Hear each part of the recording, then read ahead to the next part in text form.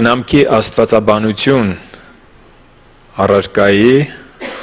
գործնական աստվածաբանության այս առարկայի երկրորդ դասը վերնագրել եմ խնամքի և հոգատարության լավագույն օրինակը, այսպես եմ վերնագրել, եթե հիշում եք նախորդ անգամ ասացի, որ խոսելու ենք Աստծու հոգատարության մասին, թե ինչպիսի հոգատարություն ունի մեր հանդեպ մեր Տերը, և ինչու է սա կարևոր,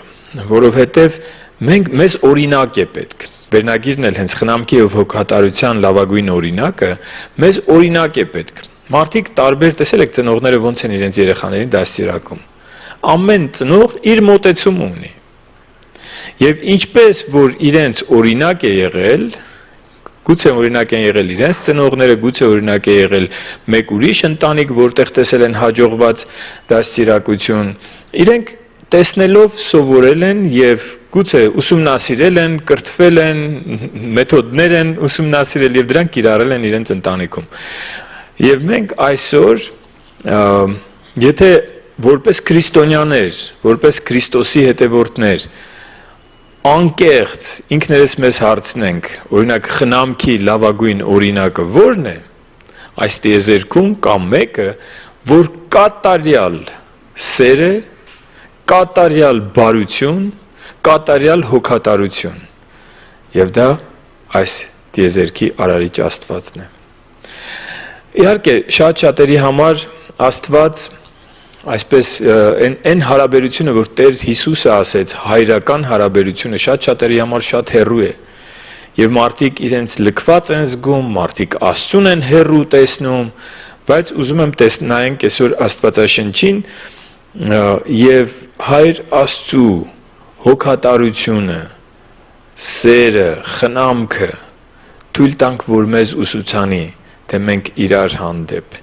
ինչպիսի սեր, հոգատարություն ու խնամք պիտի ցույց տանք։ Այո, նա լավագույն օրինակն է և նրա հայրական հոգատարությունն է, որ սահմանում է խնամքի չափանիշները, հոգևոր այս կարևորագույն որակի, առանց որի սեր չկա, հիշում եք նախորդ դասին ասացինք, եթե չկա խնամք, հոգատարություն, ուրեմն չկա սեր, իսկ սերը այնքան կարևոր է, որ Տեր Հիսուսն ասեց, սրանից կերևա, որ դուք իմ աշակերտներն եք, եթե իրար հանդեպ սեր ունենաք, և նաև ասաց, նոր պատվիրան եմ տալիս ձեզ, որ դուք սիրեք իրար այնպես, ինչպես ես ձեզ սիրեցի։ Հիմա սիրելու գործնական կերպը հոգատարությունն է և խնամքը։ Գործք առաքելոց 17-րդ գլուխ 26-րդ խոսք։ Գործք 17:26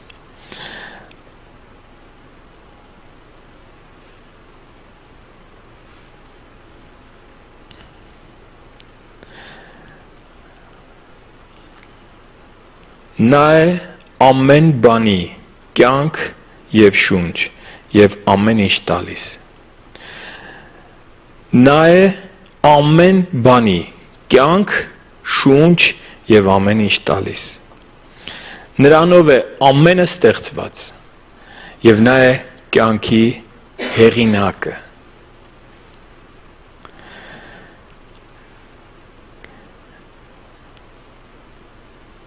24-ը կարդացի, կարծեմ, 25-ը կարդացի, այո։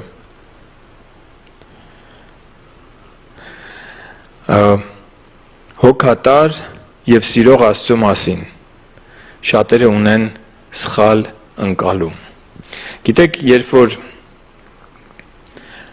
երբ որ մարդը անցնում է դժվարություններով, երբեմն մտածում է, Աստված ինձ չի սիրում, Աստված թողել է ինձ։ Մենք պիտի հիշենք, որ մենք ապրում ենք չարիքով, մեղքով, մահով լցված աշխարհում և սա Աստծու, այսպես ասեմ, սխալը չի։ Եվ հոգատար Աստծու մասին պատկերացումը փոխվում է, մարդը, երբ որ տառապանք է ապրում իր կյանքում, սովորաբար այսպիսի խոսքեր է ասում. եթե Աստված ուզի, ես այս տառապանքը չեմ ունենա։ Ուրեմն ինքը ուզում է, որ ես տառապեմ։ Եվ սա սխալ պատկերացում է։ Նույն ծնողական հարաբերության մեջ, երեխան սխալ է անում, գնում է, ընկնում է եւ վնասում է իր ոտքը։ Մայրիկը ասում էր չգնաս այդտեղ վտանգավոր է, ինքը վազելով գնում է այդտեղ, ընկնում է ու վնասում է ոտքը։ Հետո գալիս է ասում է դու ես մեղավոր։ Դու մայր ես, դու պիտի ինձ պահեիր։ Եթե դուք կողքից նայեք այս տեսարանը, ինչ կասեք այդ երեխային։ Գիտեք, շատ մարդիկ ինձ նամակներ են գրում եւ շատերը ասում են հետեւյալը, ասում են եթե Աստված իրոք սեր է եւ հոգատար, ինչու է այս չարիքը այս երկրի վրա, այսքան շատ։ Եվ ինչու է անարդարություն, եւ ինչու է մարդը տառապում, թող մի ակնթարթում վերացնի տառապանքը։ Եվ ես սովորաբար ասում եմ, իսկ դուք ընթերցել եք Աստվածաշունչ, իսկ դուք հավատում եք նրան, ինչ որ գրված է այնտեղ։ Եք մարդիկ Տեր Հիսուսը եկավ եւ հաղթեց սատանային, գրված է, որ խաչի վրա նա հաղթանակ տարավ։ Եվ այս հաղթանակը, այն հաղթանակը չէր, որ ամեն ինչ լավ է լինելու։ Մի օր նա վերադառնալու է եւ ամեն ինչ լավ է լինելու։ Մի օր նա վերադառնալու է եւ գրված է սատանային կապելու է, շղթայելու է եւ գցելու է ու 1000 տարով բանտարկելու է խորը փոսի մեջ։ Մի օր նա վերադառնալու է, բայց մինչև նրա վերադարձը նա ուրիշ հարց է լուծել, նա վճարել է մեր մեղքերի գինը։ Աստված հոգատար է։ Եվ այն խոսքը, որ եթե ուզենա կանի, շատ ժամանակ մարդիկ նեղանում են Աստծուց, օրինակ եղել է, որ հիվանդ է եղել, չի բժշկվել, մահացել է, ու այս հիվանդի հարազատներ ասում են, ես լսել եմ այս խոսքերը, ասում են, իսկ մենք հույսներս դրել էինք Աստծու վրա, մենք կարծում էինք, այ որ բժշկեր կհավատայի, եւ իհարկե ցավալի է այսպիսի դեպքերը, բայց եթե մարդը հավատա Աստծու խոսքին, եթե մարդը հավատա այն Աստծուն, որ Աստվածաշունչն է ներկայացնում, կտեսնի, որ ինքը հոգատար հայր է, բայց ինքը մեզ ռոբոտներ չի ստեղծել։ Եվ մենք առաջին հերթին մեղքերի ներման կարիք ունենք։ Մենք առաջին հերթին Աստծու հետ հաշտվելու կարիք ունենք։ Ոչ թե պիտի ասենք դե մեզ օգնի, դե մեզ լսի, իր ծրագրերը շատ զանազան են։ Շատ։ Ես չեմ կարող Տիրոջ փոխարեն ասել, սա այսպես եղավ, որովհետև այսպես ավելի լավ էր։ Կկանգնենք իր առաջ մի օր, ինքը բոլորը կասի, ես շատ փոքր եմ, որ իր փոխարեն կամ իրեն դատապաշտպանի դեր ստանձնեմ, իրեն պաշտպանեմ։ Ես մի բան գիտեմ, Աստված կա, Աստված սեր է եւ Աստված հոգատար հայր է։ Իմ կյանքում էլ ես հարցեր ունեմ։ Իսկ ինչու սա այսպես եղավ։ Եվ ունեի տարիներ առաջ, բայց հետո տարիները անցնում է, ես հասկանում եմ ինչու դա այդպես եղավ։ Ես հասկանում եմ, որ նրա կամքը գրված է միշտ բարի է, հաճելի եւ կատարյալ։ Երկրորդ օրինաց իրականում մի համար եմ գրել, համարը սխալ կարդացի ամենասկզբից, երևի էլի սխալ եմ գրել։ Խնդրեմ գտնեք, ինձ օգնեք։ Գործք առաքելոց 17:26, որ ասեցի, գրել եմ մենք նրանով ենք ապրում, շարժվում եւ կանք, բայց շատ նման էր, ինձ թվում է գուցե թարգմանական ինչ որ բան էր, որտեվ ինքնա կյանք տալիս, ինքնա շունչ տալիս, շատ նման էր այս հատվածը, բայց մի հատ փորձեք գտնեք այդ որտեղ է գրած, մենք նրանով ենք ապրում, շարժվում եւ կանք։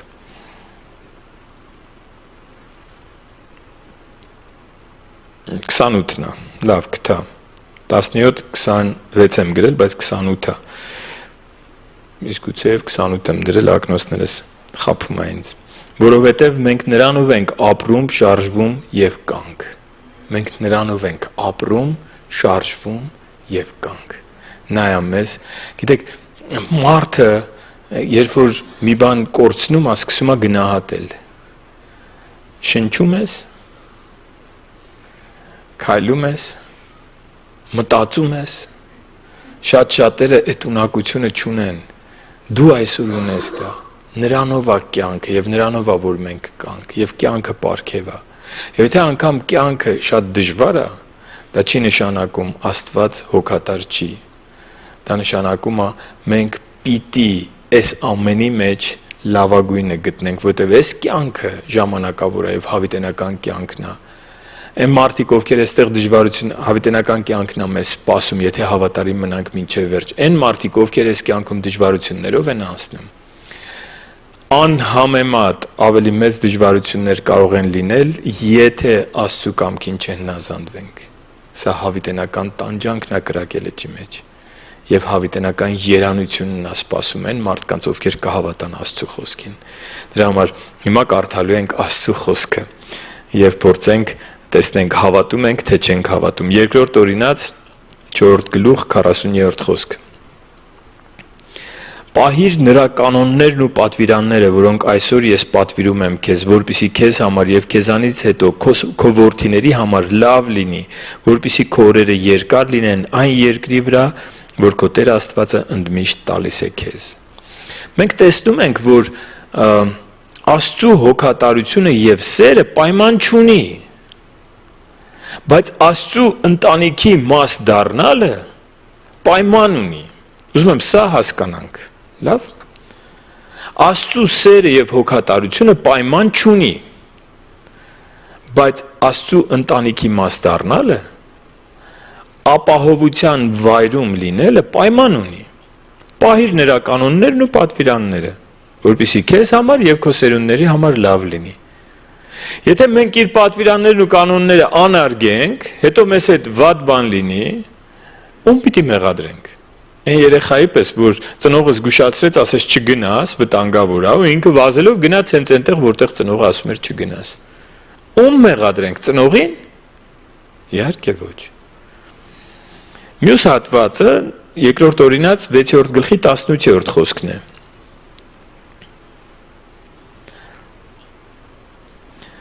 Կկատարես ինչ որ ուղիղ է եւ հաճելի Տիրոջ առաջ, որպեսզի լավ լինի քեզ համար։ Կկատարես այն ինչ որ ուղիղ է Տիրոջ առաջ, կկատարես այն ինչ որ հաճելի է Տիրոջը եւ քեզ համար լավ կլինի։ Աստված, հիմա մենք ինչ ենք խոսում, մենք խոսում ենք հոգատարության թեման, չէ՞։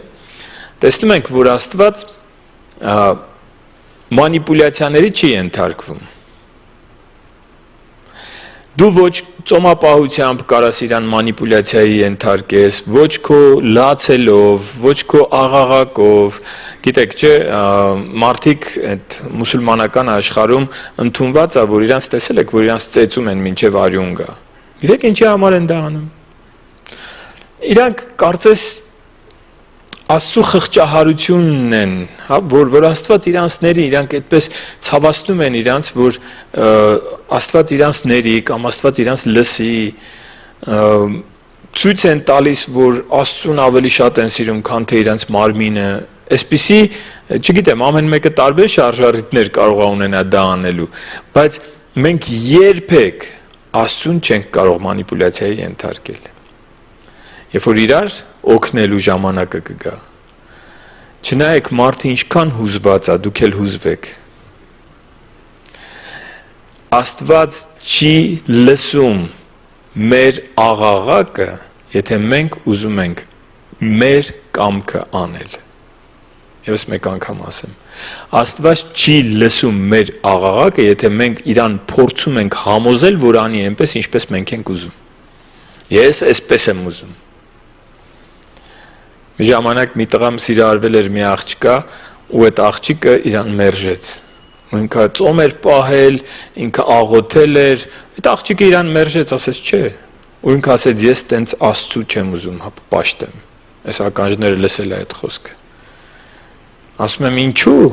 որովհետև ես այդքան հավատում էի, իմ կյանքի նպատակը այդ աղջիկն էր, եւ ես Աստծուն վստահել էի, ու ինքը չլսեց։ Գիտենք, հետո այդ տղան ապաշխարեց իհարկե, բայց շատ ցավալի էր ինձ համար դա լսելը,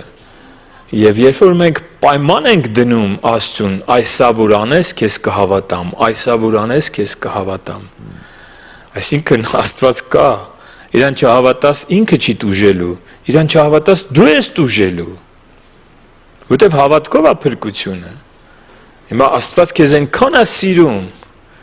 որ քո մանիպուլյացիաներին ոչ մի բանի տեղ չի դնելու։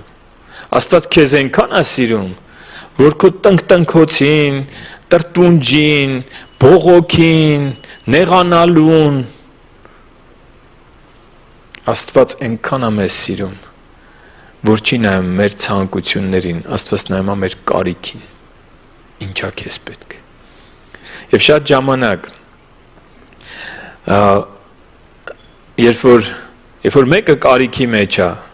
շատ այդպիսի եկեղեցին հիմա առիթ է ասեմ, մենք մեր եկեղեցով որոշել ենք շատ գովազդ չանենք, չենք նկարում ինտերնետում, չենք գցում, ում ենք օգնում, ինչ ենք անում, որոշել ենք այդպես, ոչինչ։ Տենց մի քիչ դանդաղ է մեր գործերը գնում,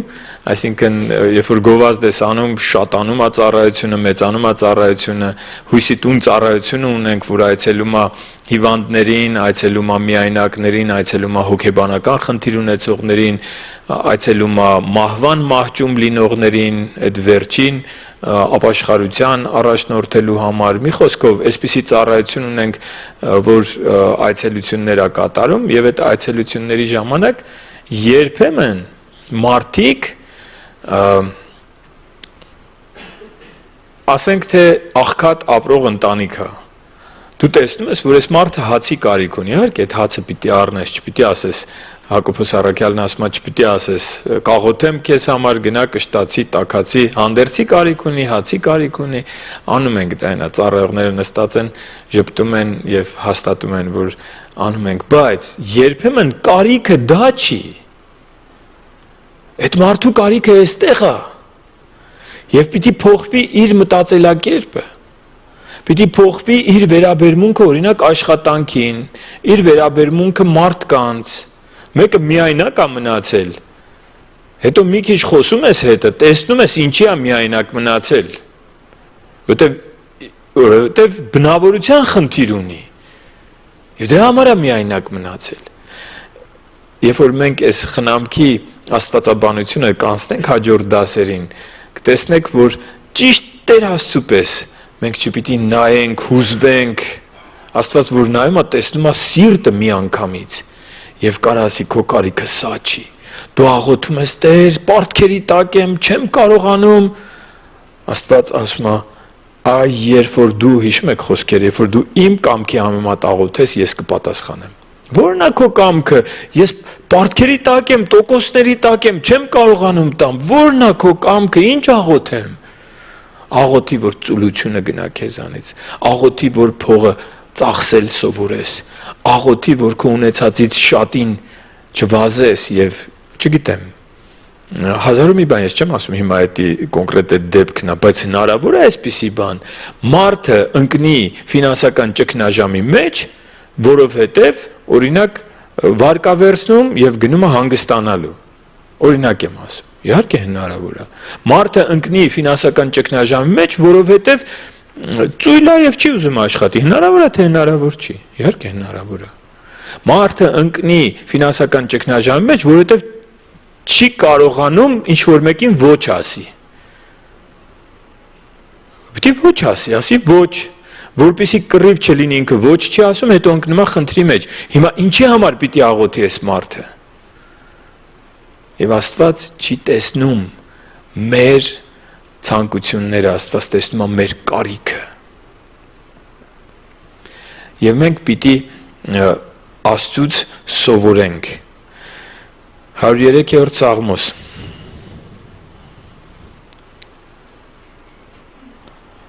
8-18 խոսքերը,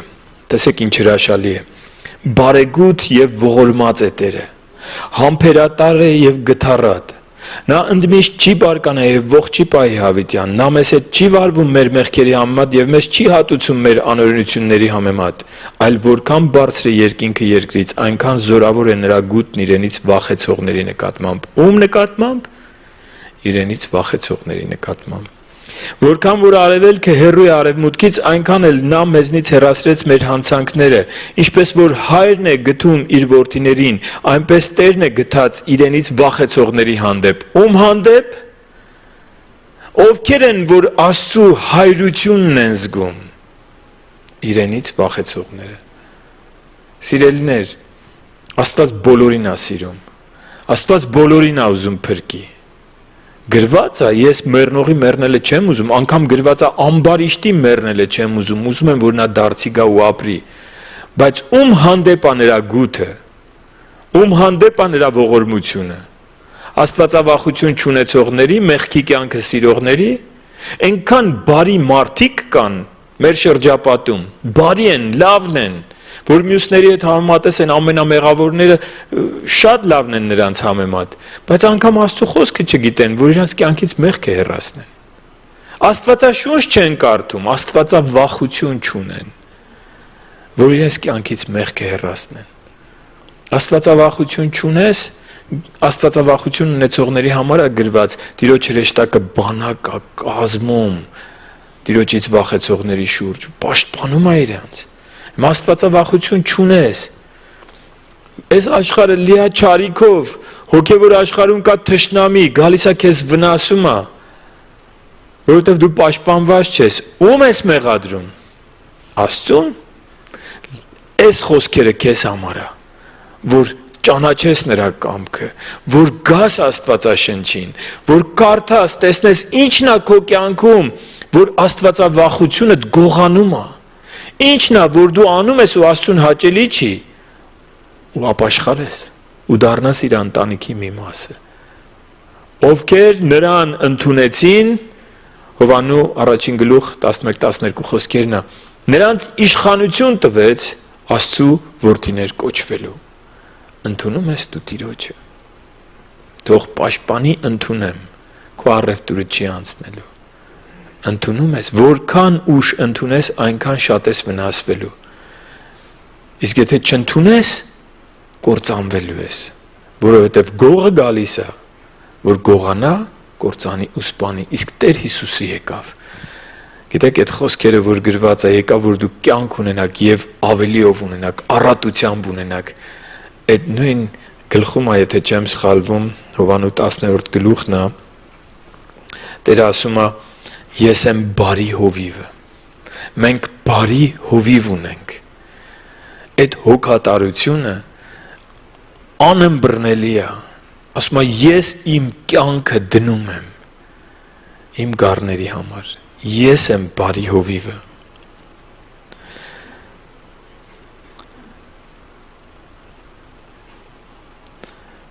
Թվոց 14:18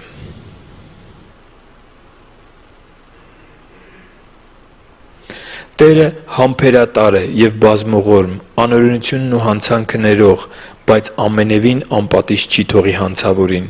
հայրերի անօրենությունը հատուցել տալով նրանց զավակներին մինչև 3-րդ և 4-րդ սերունդը։ Գիտեք, երբ որ կա այս պատիժը մինչև 3-րդ և 4-րդ սերունդը, կա նաև օրհնությունը դարձի եկողների համար մինչև 1000-րդ սերունդը։ Երբ որ ասում ենք արդար չի, ինչ արդար չի, արդար է, որտեղ Աստված այնքան է մեզ սիրում, նայեք, խնամքի աստվածաբանություն։ Գնում եք ինչ-որ մեկին խնամք տալու։ Ինչ-որ մեկը ինչ-որ բանի կարիք ունի, ձեզ համոզում է, ես ինչ բանի կարիք ունեմ։ Մենք Աստծուն ենք համոզում, ես ինչ բանի կարիք ունենք։ Ինքը ո՞նց է մեզ նայում։ Նայում է, ասում է դու դրա կարիք չունես, դու այս սրա կարիք ունես։ Եվ տալիս է այն, ինչի մենք կարիք ունենք։ Գուցե մեր խնդրանքը չի պատասխանվում։ Ես հիմա հետ նայելով իմ կյանքին կարամ ասեմ, շատ ժամանակ շատ աղոթքներ եմ արել, Աստված չի պատասխանել։ Իհարկե արել եմ պատասխանել է, բայց աղոթքներ եմ արել, Աստված չի պատասխանել ու փառք Աստծուն, որ չի պատասխանել։ Հիմա կարող եմ դա ասել, այն ժամանակ ես դա չէի հասկանում։ Մենք, եթե դու մեկին սիրում ես, օրինակ մեկի ասենք այդպիսի ծանր օրինակներ էլ կա, ինչ որ մեկի որդին խաղամոլ է, գալիս է ասում է ինձ փող է պետք, եթե ինձ սիրում ես, ինձ փող տուր։ Եթե այդ երեխուն սիրում ես, դու իրան փող չպետք է տաս։ Եթե դու իրան սիրում ես, իրան փող չպետք է տաս։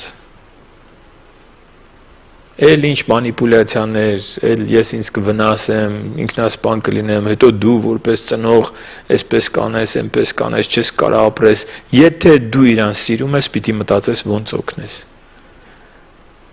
Թմրամոլը,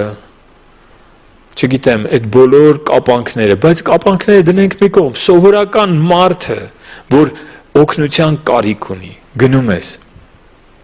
դու պիտի մտածես, որն է այս մարդու իրական կարիքը։ Ինչու է այս մարդը հայտնվել այս իրավիճակում։ Ինչ որ մեկը փողոցում է, հացի կարիք ունի, հացը արտուր, բայց չմտածես դու իրան օգնեցիր։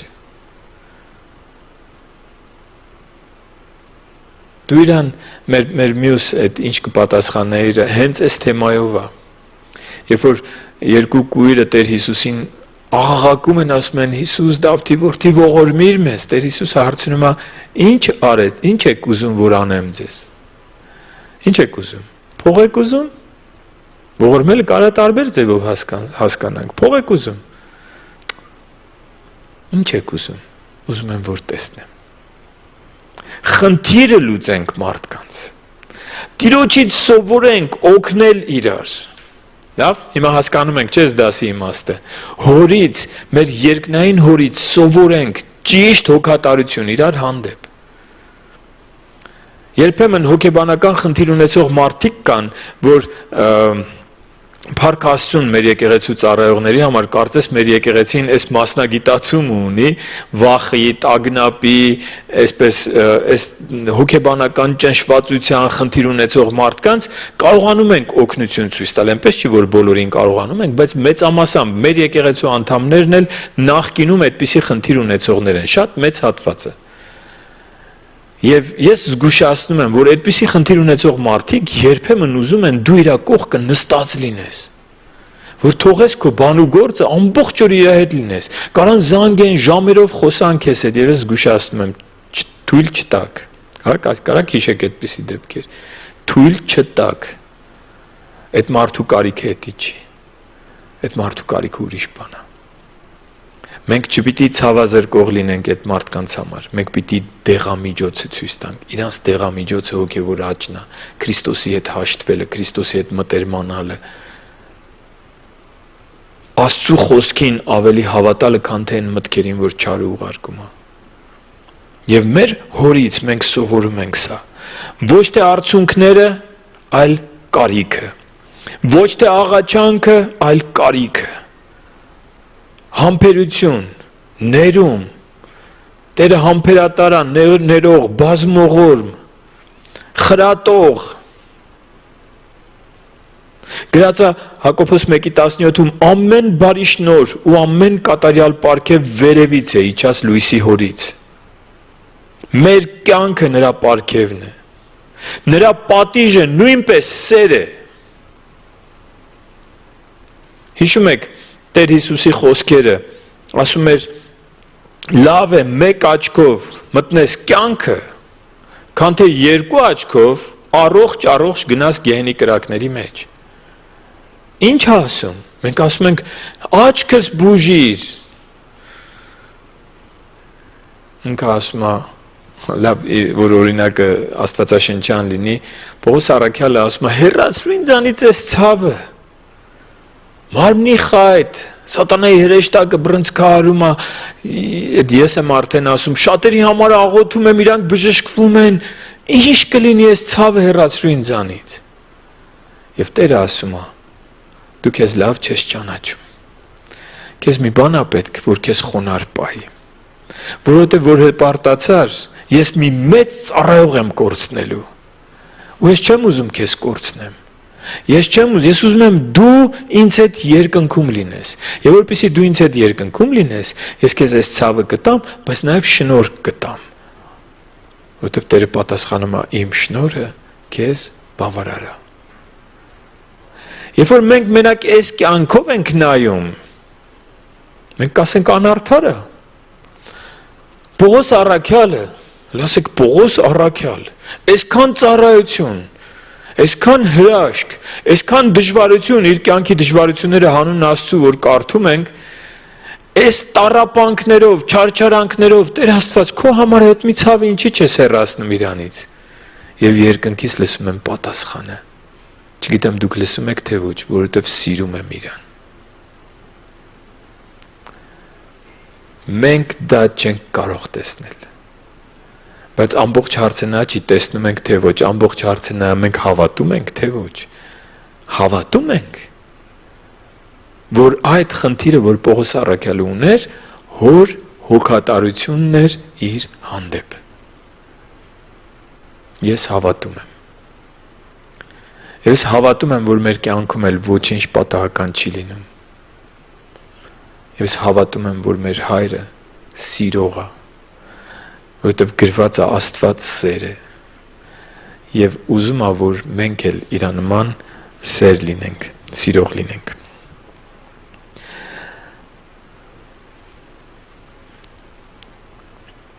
Առաջին Պետրոս 5-րդ գլուխ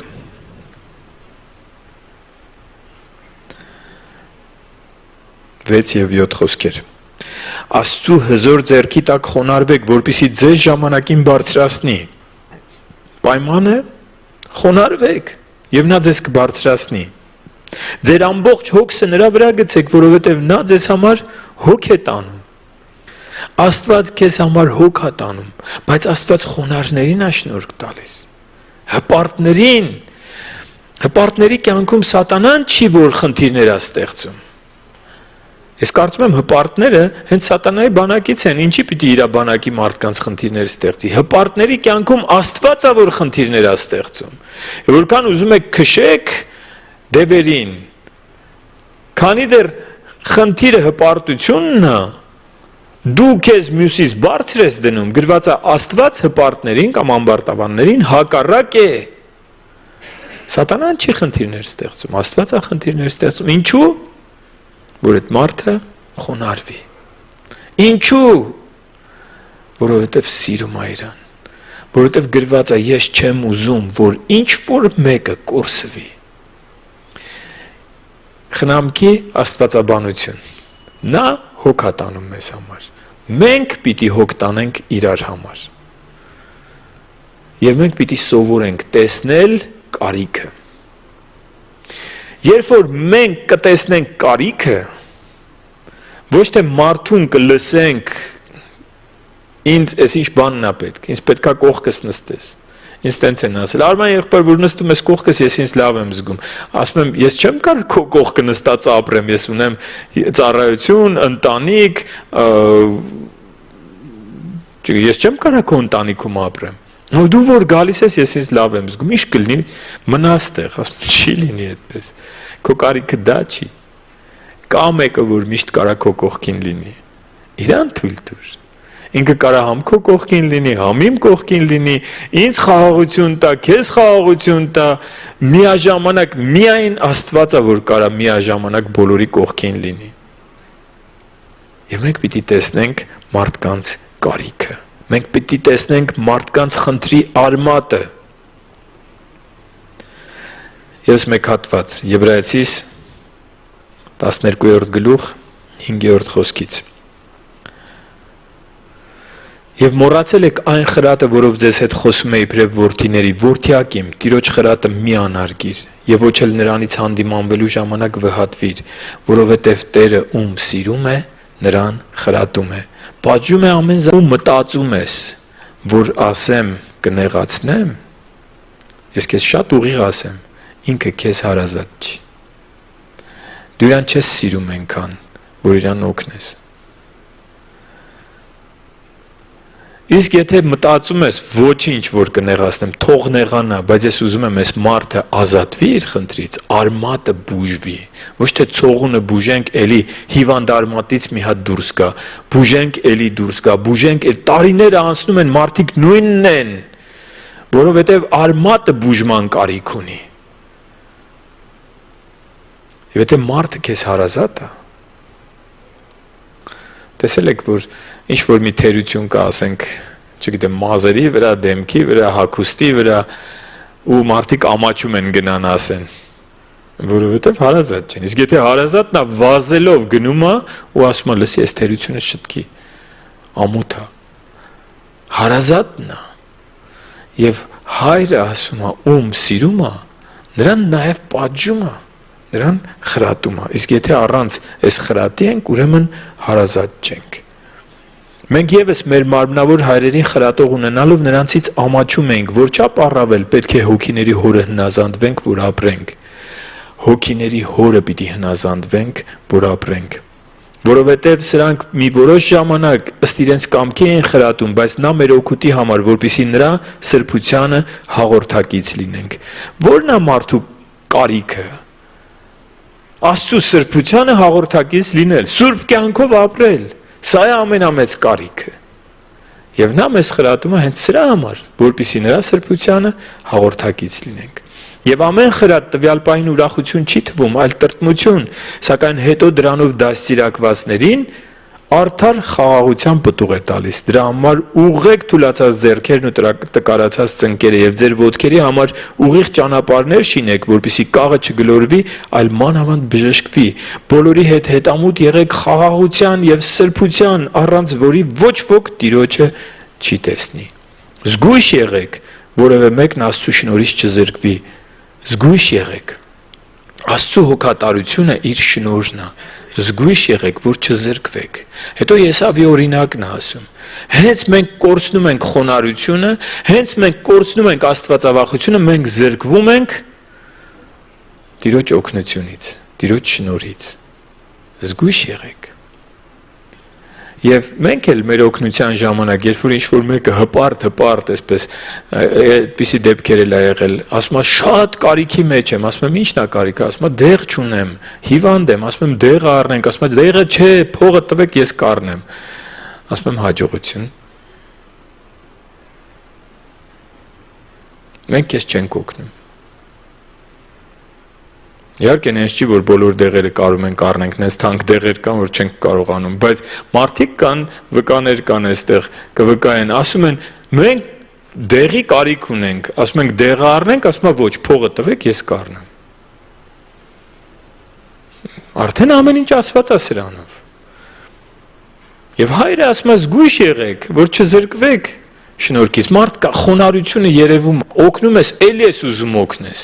Որովհետև իսկականից կարիքի մեջ է։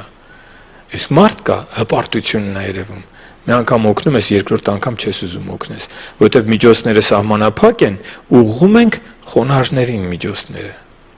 Ինչպես մեր հայրը, այնպես մենք։ Խոնարհվեք եւ Տերը կբարձրացնի։ Տերը մեր հովիվն է, Տերը մեր պաշտպանն է։ Տերը մեզ գրված այդ կանաչ մարգագետինների մոտ է տանում 23-րդ Սաղմոսը, չէ՞, այդ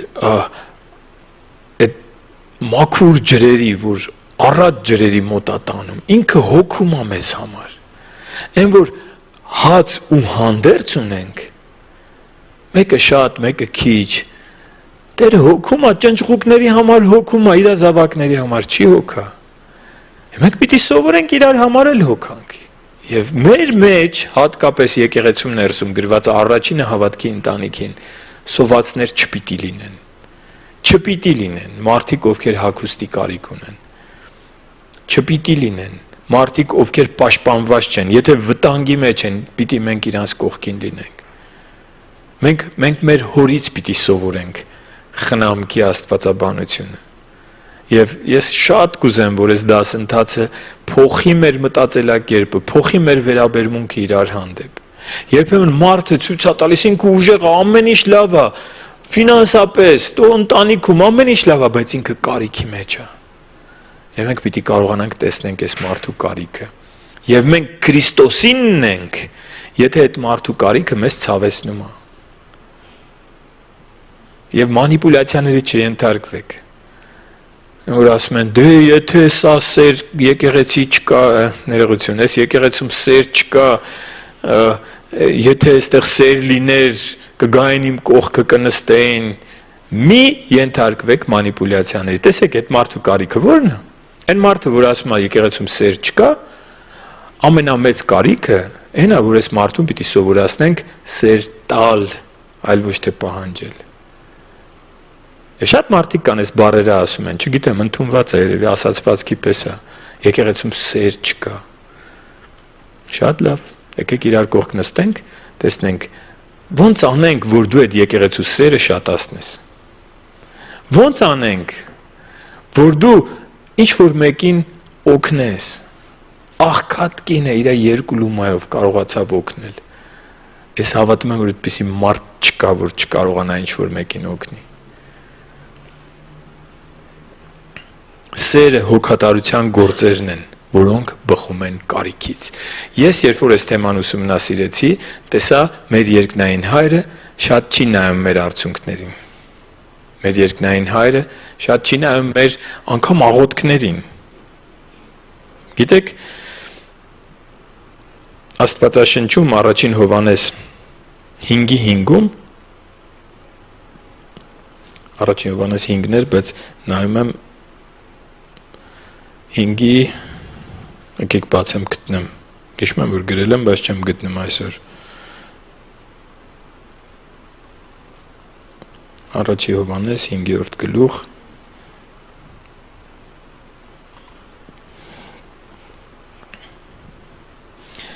լավ հիշելով ասեմ,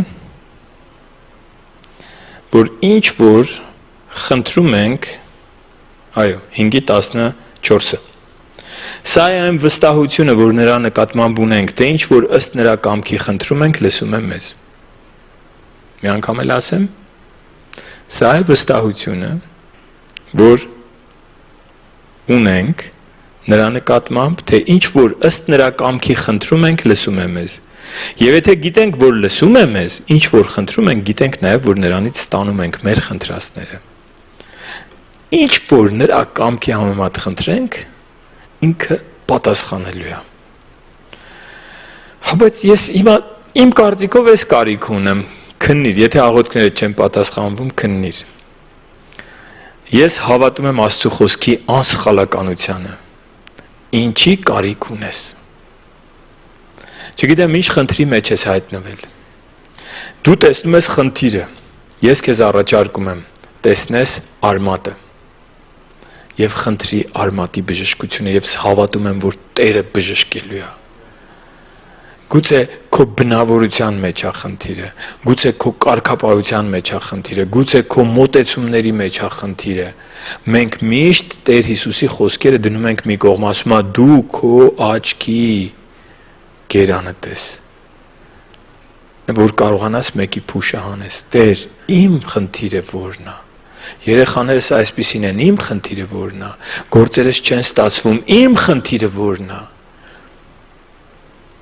Պատկերացնում եք, գործերը չի ստացվում, մարդը աղոթում, ասում է Տեր, ցույց տուր, ինչն եմ սխալ անում, իմ վերաբերմունքի մեջ, իմ աշխատանքի մեջ, չգիտեմ, վարպետ անստած դիմացես, հրաշալի վարպետ։ Ես հավատում եմ, որ այն որ հայկական ասացված կա տաշած քարը գետին չի մնում։ Եթե գործը այնպես չեմ անում, աղոթում եմ, կամ վերաբերմունքս այնպես չի, կամ խոսքերս այնպես չի, մարդկա իր խոսքերով, իր հայացքով վանում է, մարդկա ձգում է։ Հասկանում եք, սրանք օրինակներ եմ ես բերում, ինքը այնց չի, որ մեկի գործերը վատ է հենց իր պատճառով է, չէ՞։ Գուցե երկրում ճգնաժամ է, իր գործերը վատ է, բայց մարդը պիտի գտնի արմատը, հանկարծ սխալ չհասկանաք իմ ասածները։ Այն էլ այնպես էլ չի, որ չգիտեմ, երեխաները անկարգապահ են, դա նշանակում է սխալ դաստիարակություն։ Գուցե տարիքային է, գուցե ժամանակավոր է,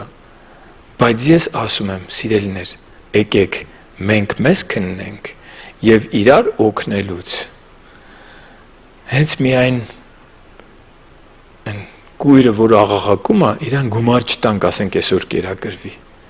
այլ հասկանանք։ Տեր Հիսուսը իրանց այնպես արեց, որ դարձան աշխատողներ, այլ ոչ թե մուրացկաններ։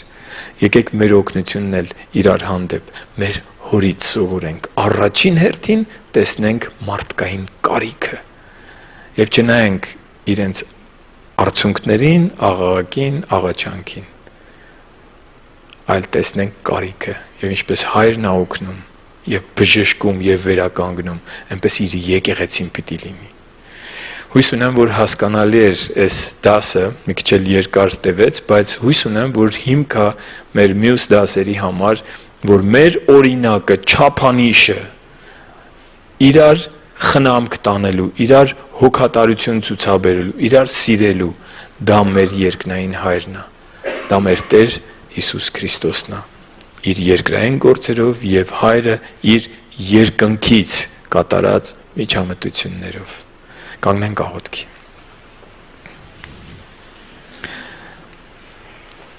Շնորհակալ ենք Տեր որ քայլ առ քայլ մեր ձեռքը բռնած տանում ես քո նախանշած ճանապարհով եւ սովորեցնում ես մեզ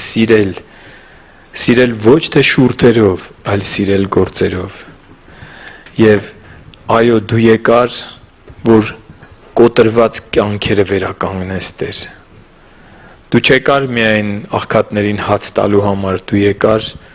այո, երբ որ մարդիկ սոված էին, նաև հաց էիր տալիս,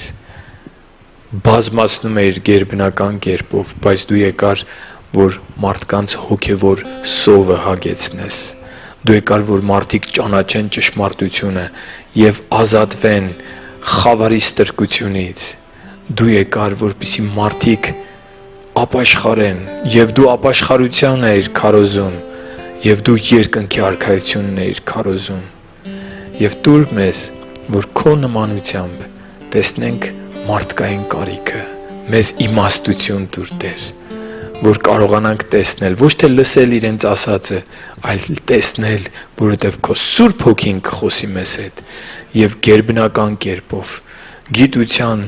հայտնության, իմաստության խոսքի միջոցով կհասկանանք մարդու իրական կարիքը եւ ոչ թե ժամանակավոր օգնություն կտանք, այլ մենք միջոց կլինենք, գործիք կլինենք քո ձեռքերում, որ դու փոխակերպես, բժշկես ու վերականգնես այդ մարդկանց կյանքերը։ Տեր Հիսուս Քրիստոսի անունով ենք աղոթում։ Ամեն։